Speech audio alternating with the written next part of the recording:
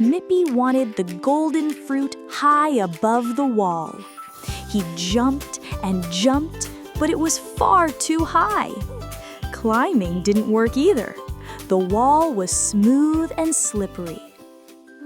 Stumpy tried pushing the wall, but even he couldn't move it. Then Mippy suddenly exclaimed, "Wait! I have an idea!"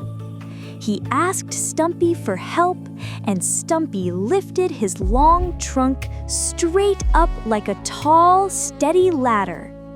Mippy climbed quickly, reached the top, and grabbed the golden fruit. Mippy slid back down and happily shared the fruit with Stumpy. Using a smart idea and a good friend, he solved the problem easily.